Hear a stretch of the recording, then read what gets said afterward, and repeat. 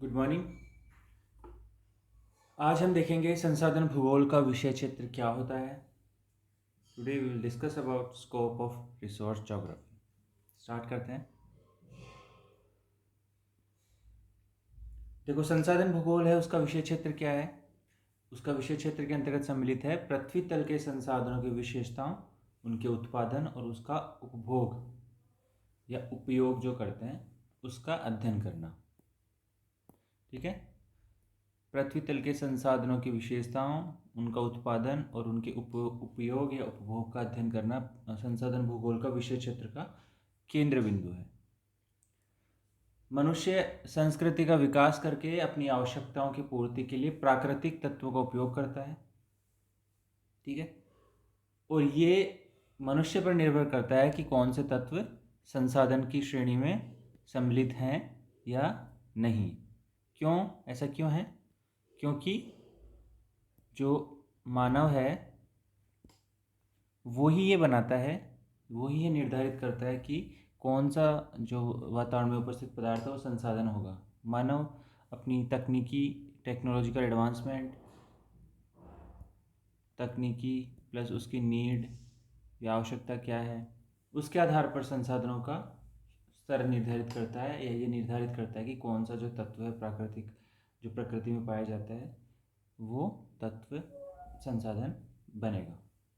तो चूंकि संसाधन मानव उपयोग में आने वाले तत्व हैं और इनका अध्ययन संसाधन भूगोल की अनिवार्य विषय वस्तु है। तो संसाधन भूगोल की अनिवार्य विषय वस्तु क्या है? पृथ्वी तल पर उपस्थित जो भी संसाधन है जो मानव अपने उपयोग में लेता है वो उसकी विषय वस्तु है। ठीक। अब संसाधन भूगोल के विषय क्षेत्र को निम्नलिखित भागों में रखकर भली भांति समझा जा सकता है। 5 एरियाज हैं जिनके आधार पर हम संसाधन भूगोल के विषय क्षेत्र को पढ़ेंगे। और ये 5 भाग कौन कौन से हैं? पहला है प्राकृतिक संसाधन और उनके उपयोग का अध्ययन। दूसरा है मानवीय संसाधन और उनकी विशेषताओं का अध्ययन। तो पहला हो गया प्राकृतिक संसाधन, दूसरा हो गया मानवीय संसाधन। उसके बाद में तीसरा जो भाग हम पढ़ेंगे वो पढ़ेंगे इन प्राकृतिक और मानवीय संसाधनों का संरक्षण कैसे किया जाए और इनका नियोजन कैसे हो, कंजर्वेशन और प्लानिंग इनकी कैसे हो। ठीक है। उसके बाद में पढ़ेंगे कि संसाधनों का मूल्यांकन कैसे हो, उनका इवेल्युएशन कैसे हो। उस इवेल्युएशन के लिए सर्वेइंग मेथड्स और मानचित्र विधियों का अध्ययन किया जाता है, तो इसके बारे में हम देखेंगे। और लास्ट में है कि भूगोल अन्य विषयों से किस प्रकार संबद्ध है। ठीक है। क्योंकि जो संसाधन भूगोल है ना वो मानव भूगोल के अन्य विषयों से भी संबद्ध है। तो संसाधन भूगोल के विषय क्षेत्र को पढ़ने के लिए हमें प्राकृतिक संसाधन, मानवीय संसाधन और उनके नियोजन एवं सर्वेक्षण, साथ ही इसके भूगोल के अन्य विषयों से जो संबद्धता है उसका अध्ययन किया जाता है। पहला आता है प्राकृतिक संसाधन और उनके उपयोग का अध्ययन। तो प्राकृतिक संसाधन क्या होते हैं? पहला टॉपिक है आपका प्राकृतिक संसाधन और उनके उपयोग का अध्ययन। तो सबसे पहले तो प्राकृतिक संसाधन क्या होते हैं हम नेक्स्ट क्लासेस में देखेंगे कि संसाधन की परिभाषा क्या होती है और कौन से तत्व संसाधनों की श्रेणी में आते हैं, कौन से तत्व नहीं आते। तो विषय क्षेत्र में हम पढ़ते हैं कि प्राकृतिक संसाधन है और उनका उपयोग कैसे किया जाएगा। तो प्रकृति प्रदत्त संसाधनों को प्राकृतिक संसाधन या नेचुरल रिसोर्सेज कहते हैं। इन अदर वर्ड्स, जो प्राकृतिक वातावरण के उपयोग योग्य घटक हैं, प्राकृतिक वातावरण के वो घटक जो उपयोग योग्य हैं, और ये उपयोग योग्य कैसे डिसाइड होगा? ये मानव अपनी सांस्कृतिक परिवेश से निर्धारित करेगा कि वो जो तत्व हैं वो उपयोग योग्य हैं अथवा नहीं है। ठीक है। तो इन उपयोग योग्य प्राकृतिक घटकों को प्राकृतिक संसाधन कहते हैं। इसमें आपके भौतिक भी आते हैं और जैविक पदार्थ भी आते हैं, तो दोनों सम्मिलित है इसमें। भौतिक संदर्भ में जैवमंडल तथा स्थलमंडल में संसाधनों के प्राकृतिक वितरण, प्रकार और उनके उपयोग प्रभाव संसाधन भूगोल की विषय वस्तु को बनाते हैं। ठीक है। तो कुल मिला के प्राकृतिक संसाधन और उनके उपयोग का जो अध्ययन है वो आपका संसाधन भूगोल का विषय क्षेत्र का एक आयाम है। इसके बाद में नेक्स्ट देखते हैं। अच्छा, ये संसाधन भूगोल के विषय क्षेत्र का एक चार्ट है। यह है संसाधन भूगोल का अध्ययन क्षेत्र, संसाधन भूगोल का एरिया ऑफ स्टडी या विषय क्षेत्र, अध्ययन क्षेत्र क्या होगा। तो इसमें 3 ब्लॉक्स बना के इन्होंने बता रखा है। पहला देखते हैं। पहला है प्राकृतिक संसाधनों की विशेषताओं और भौतिक वातावरण द्वारा निर्धारित की गई सीमाओं का अध्ययन। प्राकृतिक वातावरण की विशेषताओं और भौतिक वातावरण द्वारा निर्धारित की गई सीमाओं का अध्ययन किसके अंतर्गत किया जाता है? संसाधन भूगोल के अंतर्गत। दूसरा है मानवीय संसाधनों की विशेषताओं और मानवीय छांट अर्थात ह्यूमन चॉइसेस जो संसाधन उपयोग से संबंधित होती हैं का अध्ययन। तो पहला हो गया प्राकृतिक संसाधन, दूसरा हो गया मानवीय संसाधन। और मानवीय संसाधन में क्या होता है? मानव संसाधनों को निर्धारित करने के लिए अपनी चॉइसेस का उपयोग करता है, मैंने जैसे अभी बताया। और चॉइसेस किससे निर्धारित होती हैं? एक तो ये आपकी तकनीकी से निर्धारित होती हैं और दूसरा ह्यूमन नीड्स से आप निर्धारित होती है कि मानवीय आवश्यकताएं क्या हैं। ठीक है,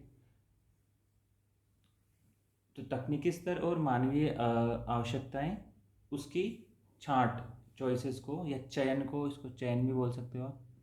तो संसाधनों का चयन, मानवीय संसाधनों का चयन या मानव जो संसाधनों का चयन करता है वो किस पे आधारित होकर करता है? तकनीकी स्तर और अपनी आवश्यकताओं के आवश्यकताओं के आधार पर करता है। तीसरा पहलू इसमें दे रखा है संसाधन उपयोग की विधियों तथा तकनीकों का अध्ययन एवं मानव उन्नति के लिए संसाधनों का नियोजन। तो जो हमने 5 पहलू पढ़े हैं उनमें से 4 इसमें सम्मिलित हैं। पहला प्राकृतिक संसाधन हो गया आपका, दूसरा उसमें मानवीय संसाधन हो गया, तीसरा उनका नियोजन हो गया, और ये विधियों का और तकनीकों का अभ्यास जिसमें आप सर्वेक्षण और जो अभी मैंने बताया आपको पिछली स्लाइड में जैसे हमने बात की थी, सर्वेक्षण और मानचित्रण। और ये सर्वेक्षण और मानचित्रण क्यों किया जाएगा? क्योंकि इसके आधार पर ही हम क्या करेंगे? मानवीय संसाधनों का बेहतर नियोजन कर सकते हैं।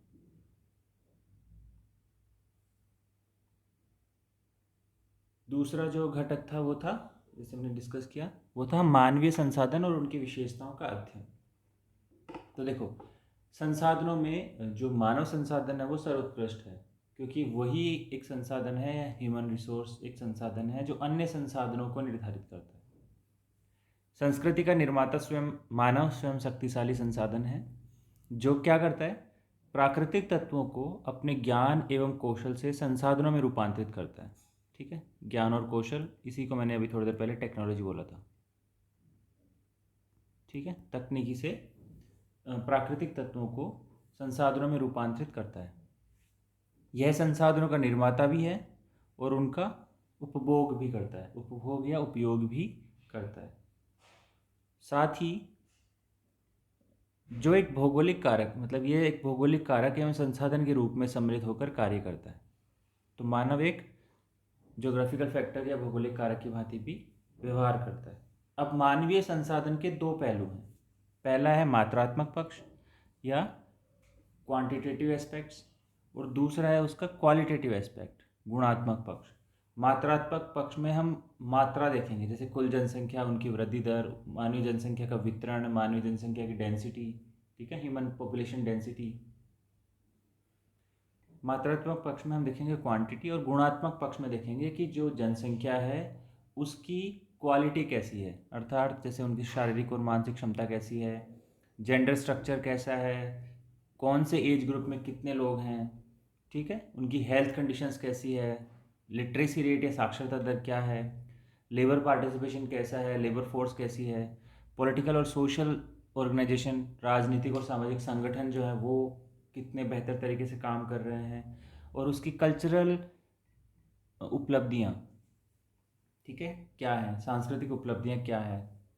क्योंकि ये जो जो फैक्टर्स हैं, जो गुणात्मक पक्ष के जो फैक्टर्स हैं, वो निर्धारित करते हैं कि वहाँ पर आर्थिक विकास का स्तर कैसा होगा। ठीक है, तो मात्रात्मक पक्ष और गुणात्मक पक्ष दोनों को ही हम मानवीय संसाधन के अध्ययन जब करते हैं तो उसमें हम देखते हैं। तीसरा जो फैक्ट है वो है मानवीय संरक्षण एवं नियोजन का अध्ययन। तो संसाधन संरक्षण और नियोजन का अध्ययन। तो जैसा कि पहले दो हमने देखे, प्राकृतिक संसाधन से रिलेटेड एक एस्पेक्ट देखा, दूसरा जो था वो मानवीय संसाधन से था। अब मानवीय संसाधन, मानव जो है प्राकृतिक संसाधनों का ऐसे उपयोग करे कि उनका संरक्षण कर सके और नियोजन भी हो सके। तो इसके लिए वर्तमान में सस्टेनेबल डेवलपमेंट जो है उसकी अपेक्षा आपसे की जाती है, मतलब सतत विकास की अपेक्षा की जाती है, जिसका अर्थ क्या है कि ऐसा विकास जिससे वर्तमान पीढ़ी तो जिसका उपयोग ले ही, मतलब संसाधनों का ऐसा उपयोग जिनका वर्तमान पीढ़ी तो उपयोग करे ही, लेकिन आने वाली पीढ़ियां भी उनका उपयोग करने में सक्षम हो सकें। तो ऐसा यदि हमें विकास करना है तो उसके लिए हमें क्या करना पड़ेगा? संसाधन संरक्षण और नियोजन पे ध्यान देना पड़ेगा। तो ये दोनों सब मैं मेरे को लगता है कि जो संरक्षण और नियोजन है ये संसाधन भूगोल का सबसे इम्पोर्टेंट टॉपिक है, इम्पोर्टेंट एस्पेक्ट।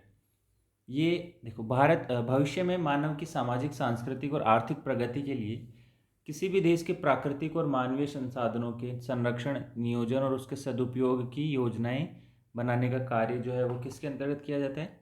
संसाधन भूगोल में। और इसका उद्देश्य क्या है?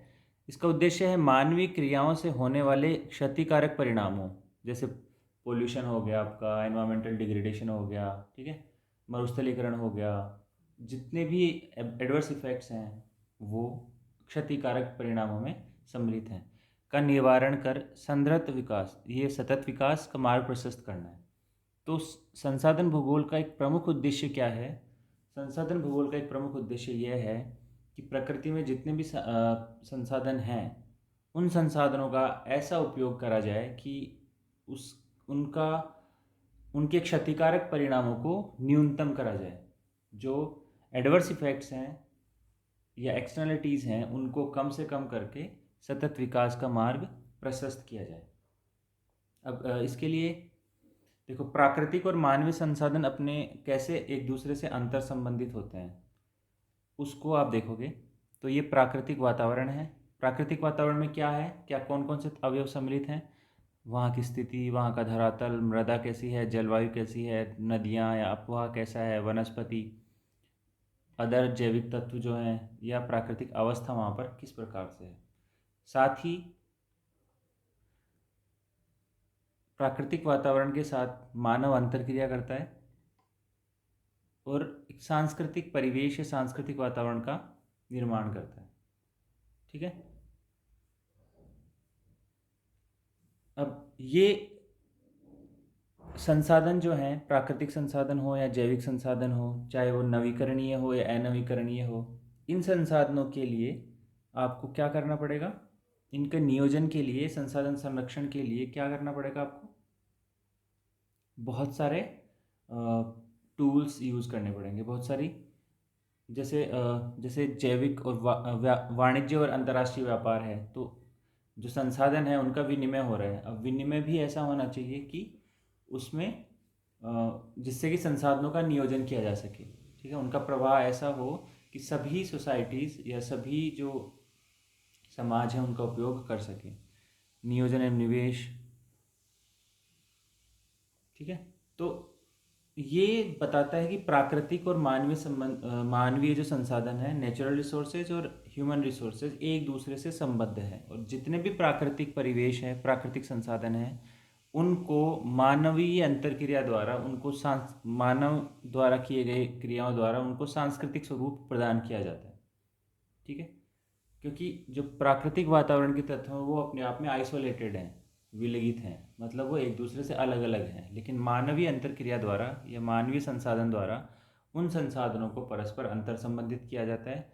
और इसी स्वरूप में, मतलब इनको यदि आपको बाद तक यूज़ करना है या उनका ऐसा यूज़ करना है कि सभी लोग उनका यूज़ कर सकें, सभी सोसाइटीज यूज़ कर सकें, तो उसके लिए उनका नियोजन, संरक्षण अत्यंत आवश्यक है। लास्ट इसके बाद, नियोजन के बाद में आता है आपका संसाधनों का मूल्यांकन। तो संसाधनों का संरक्षण और नियोजन करने के लिए उनका मूल्यांकन करना आवश्यक है कि हमारे पास संसाधन कहाँ कहाँ अवस्थित हैं और किस दशा में अवस्थित है। तो उसके लिए क्या यूज़ करा जाता है? सर्वेक्षण और मानचित्रण। ठीक है, संसाधनों का मूल्यांकन दो प्रमुख वर्गों के आधार पर कर सकते हैं। प्राकृतिक संसाधनों के सर्वेक्षण और मानचित्र द्वारा, जिसमें क्या होता है, मेजरली एनवायरमेंटल जो आपके एलिमेंट्स हैं उनका अध्ययन किया जा सकता है। दूसरा, प्राकृतिक संसाधनों के लिए हम क्या यूज़ कर रहे हैं, सर्वेक्षण और मानचित्रण। और दूसरा है मानवीय संसाधनों के सर्वेक्षण और मानचित्रण द्वारा, जिसमें क्या करते हैं, इसमें जैसे आपका जो सेंसस है या जनसंख्या आप जो काउंट करते हो हर 10 साल 10 दशक पर, उसमें उनका मात्रात्मक तो करते ही हैं, साथ में उनके गुणात्मक घटकों का। गुणात्मक घटकों में जैसे मैंने आपको बताया क्या क्या सम्मिलित है, साक्षरता दर क्या है, वहाँ की स्वास्थ्य इंडिकेटर्स जैसे एमएमआर क्या है, वहाँ की सीबीआर क्या है, ठीक है। इसके अलावा कितना कितनी जनसंख्या आपकी है, उसका पोषण स्तर क्या है। तो ये विभिन्न चीज़ें हम किसके द्वारा निर्धारित करेंगे, सर्वेक्षण करके या उनका मानचित्रण करके। तो प्राकृतिक संसाधनों का भी सर्वेक्षण और मानचित्रण किया जाता है इसके अंतर्गत, और मानवीय संसाधनों का भी गुणात्मक और मात्रात्मक पहलू दोनों को निर्धारित किया जाता है।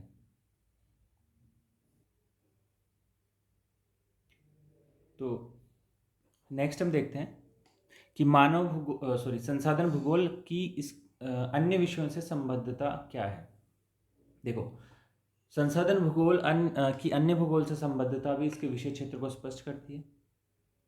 संसाधन भूगोल का अर्थशास्त्र, सांख्यिकी, जियोलॉजी, मिलिट्री साइंस, मृदा विज्ञान, पादप और प्राणी पारिस्थितिकी, जल विज्ञान, समुद्र विज्ञान, कृषि विज्ञान, मेटलर्जी, धात्विकी जिसको बोलते हो, और इंजीनियरिंग से विभिन्न विषयों से सार्थक संबंध है। क्यों संबंध है? क्योंकि संसाधन भूगोल का एक प्रमुख उद्देश्य क्या है, नियोजन या संरक्षण, प्लानिंग और इसका कंजर्वेशन। संसाधनों का संरक्षण और नियोजन संसाधन भूगोल का एक प्रमुख विषय है, और ऐसा करने के लिए भूगोल के या अन्य विषयों के साथ संसाधन भूगोल को जुड़ना आवश्यक है। लेकिन संसाधन भूगोल में एक विशेष चीज़ क्या है कि संसाधन भूगोल जब इन सब्जेक्ट्स का अंतर्क्रिया करती है, इन सब्जेक्ट्स के स्टडी मैटर को देखती है, तो संसाधन भूगोल जो है वो प्राकृतिक और सांस्कृतिक वातावरण के तत्वों को अपने में समाहित करके ऐसा करती है। तो बेसिकली संसाधन भूगोल एक होलिस्टिक एस्पेक्ट के साथ में या एक व्यापक परिवेश के साथ में इन चीज़ों का या नियोजन का अध्ययन करती है। तो ये आप देख सकते हो, संसाधन भूगोल के जो अन्य विज्ञानों से संबंध है उसका एक चार्ट है। इसमें बहुत सारे सब्जेक्ट्स हैं जिनके साथ में ज्योग्राफी ऑफ रिसोर्सेज अंतर्क्रिया करती है और संसाधन संरक्षण और नियोजन के लिए कार्य करती है। तो इस क्लास में हम इतना ही देखेंगे। नेक्स्ट क्लास में हम संसाधन भूगोल से रिलेटेड एक नया टॉपिक डिस्कस करेंगे। आज के लिए इतना ही। Thank you.